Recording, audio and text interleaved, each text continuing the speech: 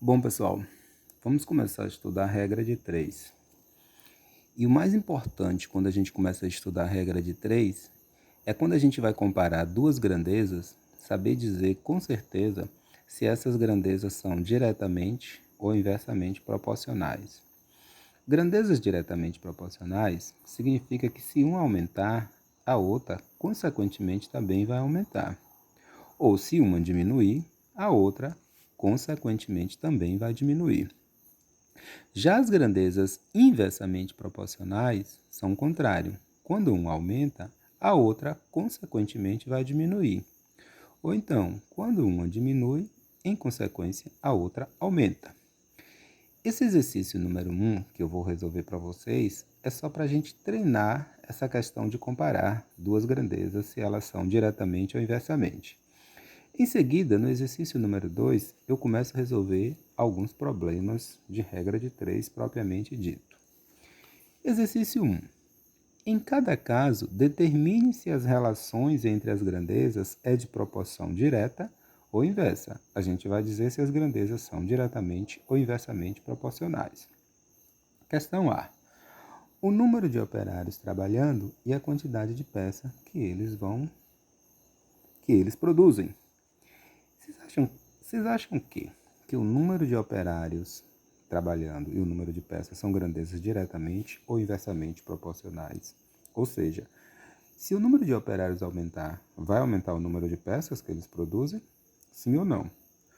Ou se o número de operários aumentar, o número de peças que eles produzem vão diminuir? Claro que não, né, gente? Se aumentar o número de operários, a quantidade de peças que eles produzem vai aumentar. E se diminuir também o número de operários, a quantidade de peças que eles produzem vão diminuir. Então, essas grandezas são diretamente, estou abreviando aqui, diretamente proporcionais. Ok? Daqui a pouco a gente vai ver o que é que faz com essas grandezas na hora de resolver o problema de regra de 3. Vamos comparar mais duas grandezas.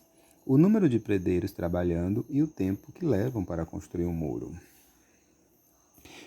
Essas grandezas são diretamente ou inversamente proporcionais. Se eu aumentar o número de predeiros trabalhando, o tempo que eles levam para construir o muro vai aumentar ou vai diminuir? Se aumentar o número de predeiros, vai diminuir, né? A quantidade de horas que eles levam para construir o muro. Porque se eu tenho mais pessoas trabalhando, o muro vai ser construído em menos tempo. Então essas grandezas são inversamente, estou aqui abreviando, proporcionais. Ficou claro?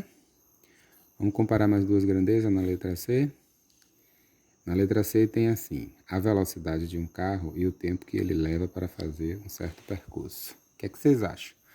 Se um carro faz um certo percurso em um determinado tempo, e se em um outro momento ele faz um certo percurso em uma certa velocidade, e se em um outro momento ele vai bem mais veloz, digamos que ele dobra a velocidade, vocês acham que o tempo agora vai ser maior ou menor que o primeiro tempo? Se aumentou a velocidade, o tempo de viagem vai o quê? Vai diminuir. Então, essas grandezas também são inversamente proporcionais. Umas outras duas grandezas aqui. Lembre que comparamos sempre grandeza duas em duas, viu? Letra D. A quantidade de comida e o número de dias que um grupo de crianças pode ser alimentado. Quantidade de comida e número de dias que a gente pode alimentar uma certa quantidade de crianças são grandezas diretamente ou inversamente? O que é que vocês acham? Se eu aumento a quantidade de comida, o número de dias que esse grupo de crianças pode ser alimentado também vai o quê? Aumentar. Então, essas grandezas são diretamente proporcionais. É lógico, né, gente? Quanto maior a quantidade de comida, maior o número de dias que esse grupo de crianças pode ser alimentado. Se diminuir o número de comida, se diminuir a quantidade de comida, vai diminuir o número de dias. Então, são diretamente proporcionais. E a última comparação que a gente vai fazer diz o seguinte: o número de linhas por página e o total de páginas de um livro. E aí, o que vocês acham? O número de linhas por página e o total de páginas de um livro. Gente, esse raciocínio a gente tem que pensar assim: você escreveu um determinado conteúdo em um livro. e tinha lá um número de linhas por página e gerou um total de páginas.